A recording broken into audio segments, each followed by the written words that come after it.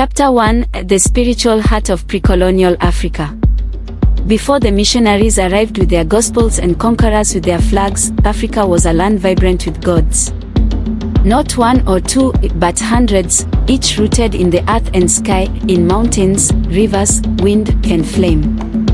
These were not silent statues or distant abstractions but living presences, breathing through thunderstorms and dancing in the firelight of ancestral shrines.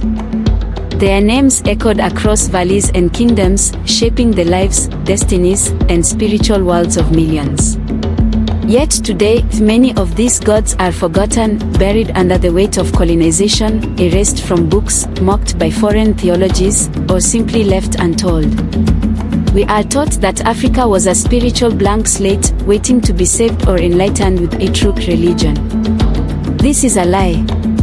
Long before Islam or Christianity touched the continent, African civilizations had rich, complex spiritual systems that rivaled or even predated those of Greece, Rome, or the so-called cradles of civilization. From West Africa's deep forests to the Nile's deserts, from the Great Rift's lakes to Ethiopia's highlands, Africa's gods reigned. They brought rain, struck with lightning, healed with herbs, and spoke through dreams, governing birth, death, justice, war, madness, and love. These deities were not just worshipped, they were part of the community, walking with their people, guiding leaders, punishing the corrupt, and protecting the innocent. Their temples were built not to impress but to connect, their myths not mere stories but truths carried in drumbeats and firelight, passed down through elders and rituals. Chapter 2: The Living Gods of Africa. Every river held a spirit, every mountain had a name, and every ancestor could speak through a whisper or a gust of wind. Over time, however, these gods were demonized, diminished, or domesticated, labeled as pagan or primitive, severed from their people by sword, cross, and creed. This video embarks on a journey to reclaim them, to remember who they were and what they meant.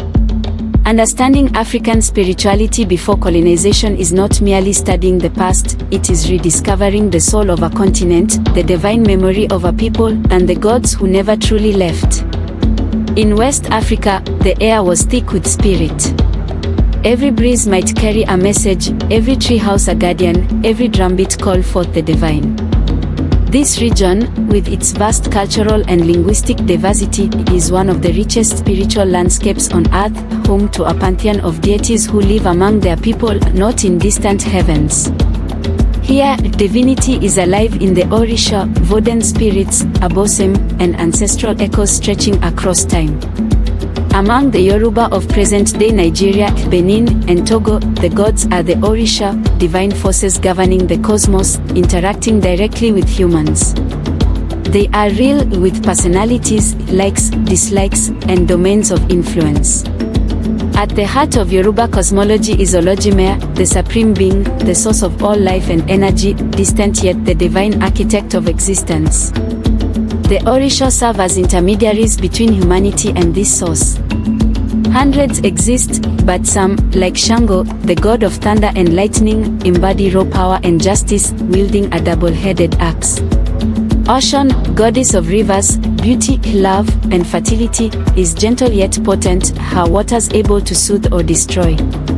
Their worship is vibrant, embodied, and relational, sustained through offerings, festivals, possession ceremonies, and music. Chapter 3: The Orisha and Vodun Traditions. Ogun, the Yoruba god of iron and war, is the divine blacksmith, patron of technology and strength. Obatala, calm and wise, shapes human bodies from clay. Each Orisha is tied to natural forces, colors, foods, songs, and dances, their worship a lively, relational practice maintained through festivals and possession ceremonies. To the west, in present-day Benin, the Fon people developed Vodun, a closely related but distinct spiritual tradition, often misunderstood in the West. Vodun is a highly organized system of deities and spiritual forces rooted in the natural world, water, earth, fire, and air. Among the most revered is Maulisa, a twin deity embodying the balance of male and female, moon and sun. Mau is gentle, motherly, tied to the night, while Lisa is powerful, solar, and linked to the day. Together, they birth the universe. Vodun also includes Legba, the trickster and gatekeeper, who opens pathways between the spirit world and the living. No ritual begins without invoking him. Sakpata, god of earth and disease, must be appeased for health and fertility, while Hivyoso, god of thunder, delivers retribution. These deities are living presences. They are temples, sacred spaces where gods live, rest, and speak. Further along the coast, the Akan peoples of Ghana and Ivory Coast center their spirituality on Abosom, lesser deities under Nyame, the supreme sky god. Nyame is all-encompassing, omniscient, the source of spiritual power, yet distant from daily life. The Abosom, deities of rivers, forests, fertility, and justice, provide guidance, protection, and healing. Prominent among them is Tano, god of war and river justice, and Asesia, the earth goddess tied to agriculture and the grave. These systems reflect a spirituality embedded in nature, community, and moral balance, where gods are active participants in daily life, punishing greed, rewarding honesty, and guiding souls through dreams and rituals. Chapter 4: Monde and Igbo Spiritual Worlds. Among the Monde peoples, Mandinka, Bambara, and Malinki, divinity takes a fluid, mystical form. Rather than a structured pantheon, their worldview centers on Nyame, a spiritual force permeating all existence. Nyame is not a deity but a universal power manipulated through speech, music, ritual, and moral behavior. Misusing Nyame risks imbalance, misfortune, or madness. The Monde believe in jinn and ancestral spirits who dwell alongside the living, influencing the visible world. Ritual specialists like Marebus or Jolly the griots bridge the seen and unseen, balancing Nyame for community well-being.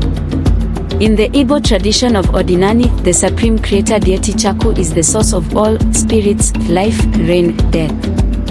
Vast and transcendent, Chaku is intimately connected to creation, yet beyond direct comprehension. The most beloved deity is Allah, the earth goddess, moral compass, and guardian of land, fertility, and law. Allah is the mother of all, keeper of the dead who reside in her womb. Violating the earth, committing murder, or breaking taboos offends Allah, whose wrath may manifest as misfortune or drought. The annual New Yam festival honors her, reaffirming the bond with the land spirit. Across West Africa, despite linguistic and cultural diversity, a common theme emerges: spirituality is deeply tied to nature, community, and moral balance. Gods are not mere objects of devotion but active participants, punishing greed, rewarding honesty, and guiding through dreams, visions, and rituals. Their ceremonies are living performances filled with music, dance, possession, and fire. Even today, despite colonization's attempts to silence them, West Africa's gods speak in songs, stories, and hidden forest shrines, preserving a spiritual heritage that refuses to fade. Chapter 5: The Gods of Kemet and Kush.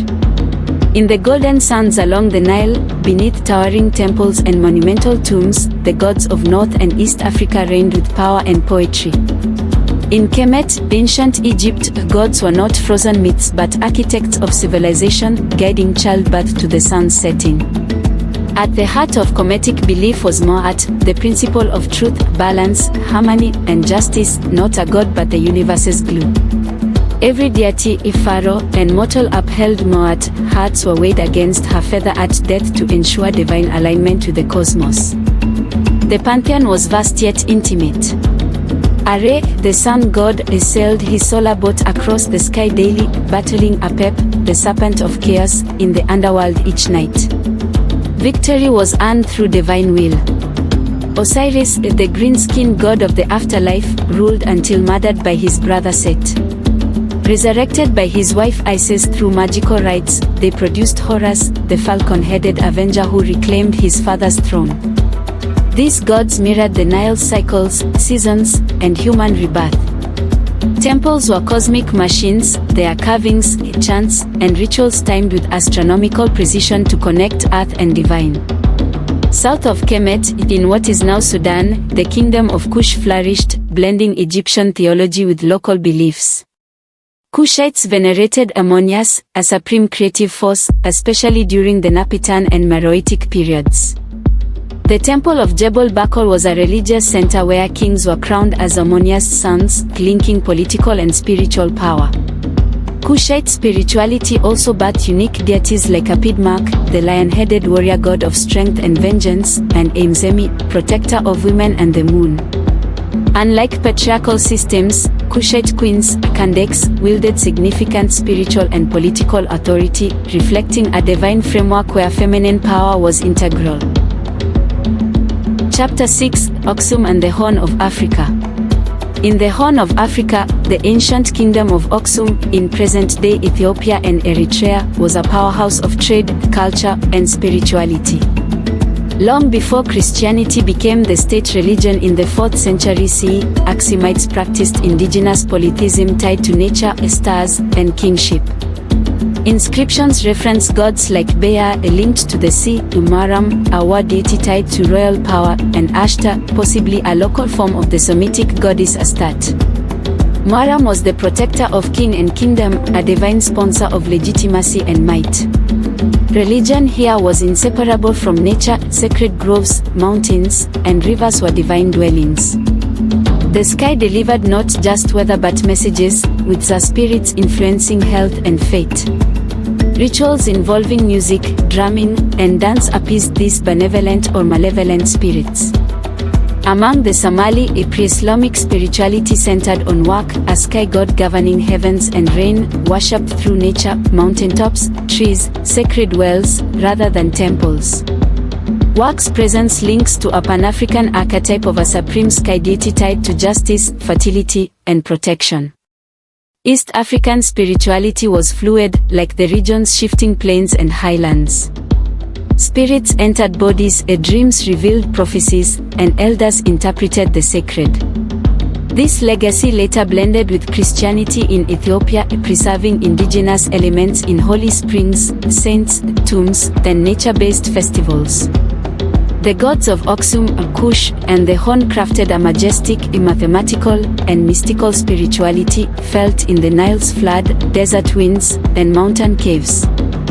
Their influence endures in standing temples, practice rituals, and a worldview seeing no separation between God, nature, and human spirit. Chapter 7: Central and Southern African Ancestors. In Central and Southern Africa, spirituality emerged from breath, drum, and ancestral dust, not distant temples.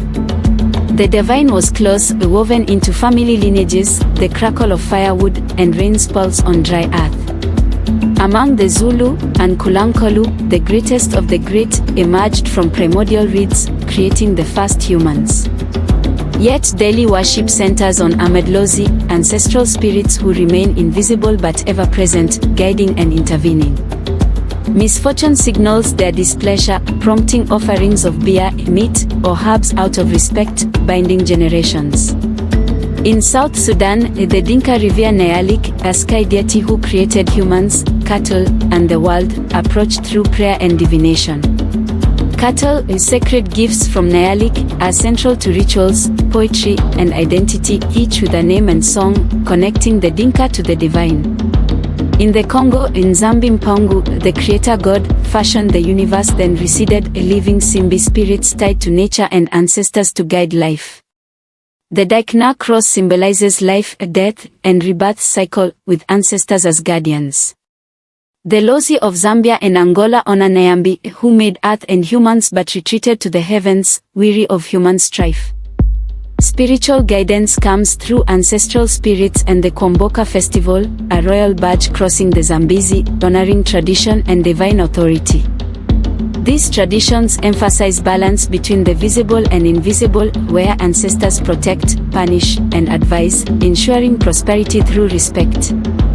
Their rituals are filled with song and sacrifice, adapted to change, responding to the land's rhythms, teaching that nothing, not stone, river, or silence, is empty of spirit. Chapter 8: The Sun and Bantu Spiritual Traditions. The Sun of Southern Africa, among humanity's oldest cultures, see the divine as a force in every environmental element, living as hunter-gatherers in the Kalahari for tens of thousands of years. Kagn, their high god, created the world's patterns, but trance healing dances are central, where healers enter altered states to cure illness, commune with spirits, and restore group energy.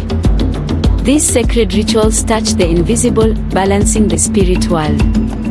Across Bantu-speaking peoples, from Cameroon to South Africa, a supreme being, Mulangu, Nyame, or Laser, initiates life but entrusts its maintenance to spirits, nature, and ancestors. Ngangas or Sangomas diagnose spiritual disturbances, using herbs, charms, or possession.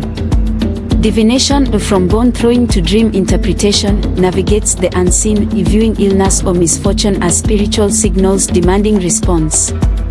Ancestors are active in family politics, protecting or punishing, their presence felt in dreams.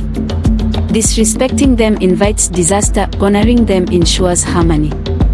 These systems live through ritual, song, and oral transmission, adapted to local variations, emphasizing balance between the living, dead, human, and animal. Colonization repressed these traditions, recasting them as superstition, but they survived, folded into Christian symbolism or carried across oceans by the enslaved. Today, they are reclaimed not as relics but as living truths, proving the resilience of African spirituality. Chapter 9: Colonization Spiritual Conquest. When European missionaries arrived, they brought not just Bibles but an agenda viewing African spiritual systems as savage, obstacles to civilization. Conversion was policy, warfare, cultural conquest. Gods who ruled rivers and guided kings were labeled demons, ancestors became evil spirits, drums silenced, shrines burned. The old ways, millennia in the making, were mocked and erased from schools, law, and history. Yet African spirituality survived, adapting through syncretism, a powerful resistance. In the Caribbean and Americas, enslaved Africans carried their gods in memory as song and ritual. In Haiti, Voodoo merged West African spirits with French Catholicism, Orisha becoming Lwa, like Azali mirroring Ocean or Baron Samedi echoing dead spirits. Catholic altars hid divine pantheons, with possession and drumming continuing under plantation eyes. In Brazil, Candombo, rooted in Yoruba cosmology, honored Orisha with dance and altars, masked as Catholic saints. In Cuba, Santeria saw Shango as Saint Barbara, Elegua as Saint Anthony, not conversions but survivals. In Africa, missionary schools punished ancestral rituals, governments banned ceremonies, and sacred groves were destroyed. Yet gods spoke in hidden shrines, midnight songs, and river prayers. African independent churches like Nigeria's Aladura or South Africa's Zionist churches fused Christian symbols with indigenous practices, retaining healing, possession, and dreams. Even converts returned to elders and shrines in crisis, proving the enduring bond between the visible and invisible, unbroken by colonial shame. Chapter 10: The Spiritual Renaissance. Today, a spiritual renaissance is rising across Africa and its diaspora. Young people are learning forbidden names, Orisha, Abosem, Voden spirits, ancestral deities. Scholars translate ancient texts, artists revive sacred symbols, and social media hosts digital priests and cultural historians. This is not nostalgia but reclamation, spiritual survival in renewal. Colonization scattered African spirituality, but like seeds, it grew in cracks. Gods waited in drums, dreams, and rivers, rising now as living forces. Their survival testifies to the African spirit's resilience. To forget a god is to pass a river without bowing, to see stars without knowing their names, to bury the dead without ancestral rites. Colonization conquered spirit, replacing sacred mountains with mission schools, altars with pulpits, thunderous gods with distant figures. Yet they were never erased, retreating into grandmother's songs, hidden altars, carried across oceans by the enslaved. Now, Chaku, Allah, Ocean, Shango, Nealik, and Zambi return, not with rage but remembrance, recovering a world where spirit flows through all, ancestors walk beside the living, and earth is kin. African spirituality was never empty but full of cosmologies, ethics, and reverence, sustaining kingdoms and answering life's mysteries. Remembering is grounding, refusing colonization's final word. Temples may be gone, but rivers flow, a drums beat, dreams come. Gods wait to be known, questioned, honored. For some, this means relearning ceremonies, for others, reimagining divinity through African poetry and music. It's not about rejecting faiths but making space for stolen stories. This is healing, restoring balance, affirming Africa's spiritual depth. If this stirs you, share, like, subscribe. Let's live this history, ensuring these gods, ancestors, and truths are never forgotten, alive in the wind, drum, and silence.